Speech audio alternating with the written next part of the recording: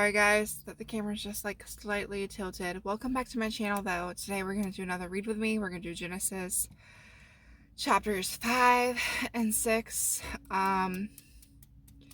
So yesterday we left off with Lamech and Cain getting a mark on himself for killing his brother Abel and how he was jealous because the offering his wasn't accepted but Abel's was.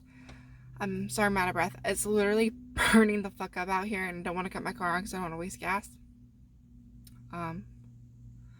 So, anyways, we're going to read. And it's kind of hard to read when I have screaming children in the background. So, we're going to do another read with me today. Like I said, chapters 5 and 6 in the book of Genesis.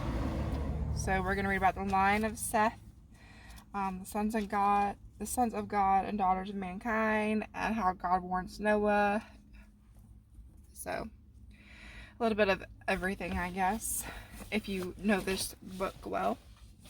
So, chapter 5, the line of Seth. This is the document containing the family records of Adam.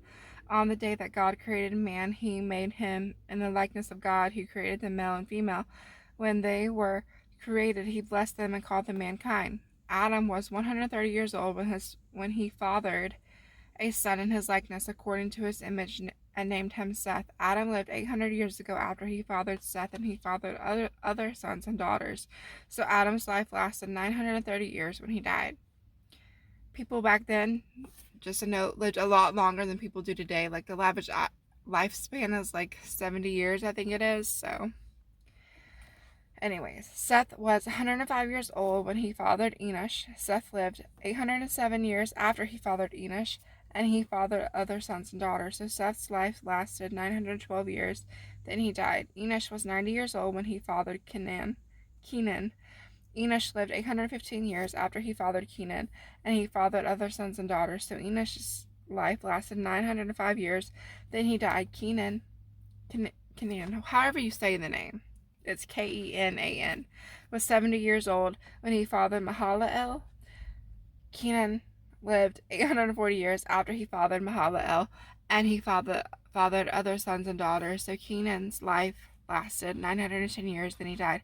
Mahalalel was 65 years old when he fathered Jared. Mahalalel lived 830 years after he fathered Jared, and he fathered other sons and daughters. So Mahalalel's life lasted 895 years, then he died. Jared was 162 years old when he fathered Enoch. Jared lived 800 years after he fathered Enoch, and he fathered other sons and daughters. So Jared's life lasted 962 years, and he died. Enoch was 65 years old when he fathered Methuselah. Sorry if I'm saying these names wrong, guys. I'm not very good at these crazy names. And after he fathered Methuselah, Enoch walked with God 300 years and fathered other sons and daughters. So Enoch's life lasted 365 years. Enoch walked with God. Then he was not there because God took him. And to me, that verse right there really stands out. There's actually a book of Enoch that they say is supposed to be, just look it up on YouTube, the book of Enoch. It's very interesting because I know that there's other, books of the Bible that are missing. Like, this isn't the whole Bible.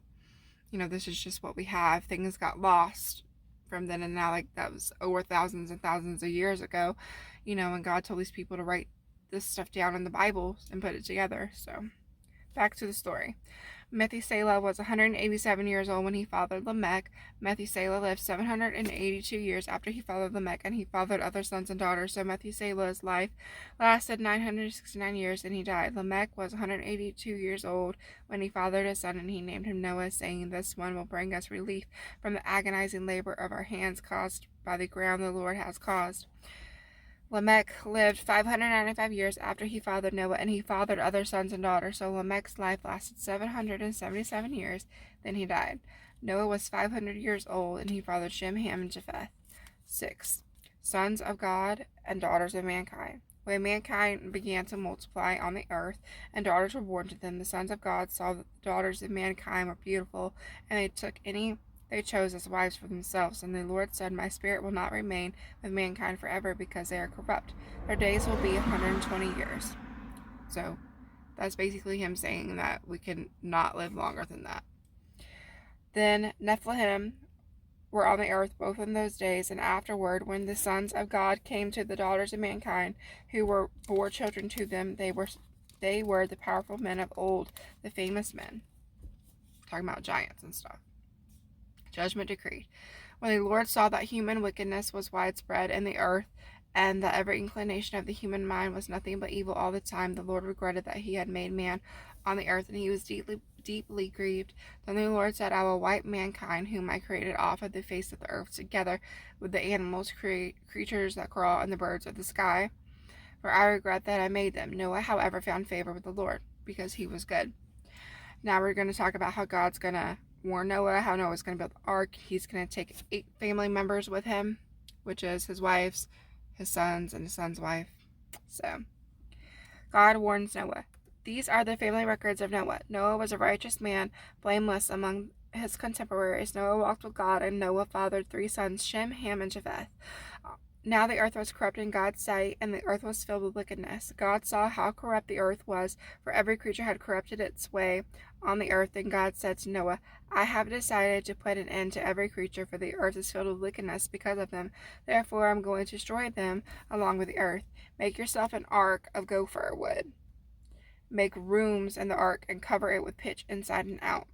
This is how you will make it. The ark will be 450 feet long, 75 feet wide, and 45 feet high. You are to make a roof, finishing the sides of the ark to within 18 inches of the roof. You are to put a door on the side of the ark, make it with lower, middle, and upper decks.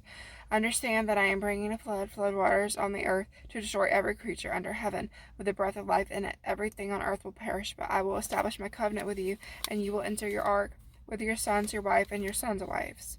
You are also to bring into the ark 2 of all the living creatures, male and female, to keep them alive with you. 2 of everything, from the birds according to their kinds, from the livestock according to their kinds, and from the animals that crawl on the ground according to their kinds, will come to you, that you can keep them alive. Take with you every kind of food that is eaten. Gather it as food for you and for them. And Noah did this, and he did everything that God had commanded him. So those are our 2 chapters for today. Tomorrow we're going to read chapters 7 and 8. We're going to read entering the ark, all the animals that went in there, the flood, how the flood recedes, and basically the covenant, so the rainbow. We might read more than 2 chapters tomorrow, because I feel like 2 chapters is short, you know. I don't know how often people like to read, but just starting off, like, I don't know, I just read 2 chapters a day, really. I made a promise that I was going to do that for 30 days, and I completed that, and now I'm on my other promise to God, which is to read 2 chapters a day for 60 days, you know, and eventually get to the groove where I don't break a promise at all, which I kept that one. So far I've kept this one, which is a really good thing for me. It makes me happy. But the other day, and I said this in my other videos and even in the description box, something just told me the other day that I should just read aloud for people who don't have the Bible, who aren't allowed to have a Bible, because believe it or not, there are countries that aren't allowed to have a Bible. They've even talked about banishing it here and banishing it from being sold, for people that have a smartphone but don't know how to use their smartphone, like older people or people who don't have a phone at all and would just rather, or just like being read to, I guess. My kids like being read to, so figured I would do that and help some people out. Anyways, I hope you guys have a great day. Thank you for reading with me. Tomorrow we're going to read our 2 other chapters, and we're going to do this every day until we complete the Bible. So, thanks for watching, guys. Bye.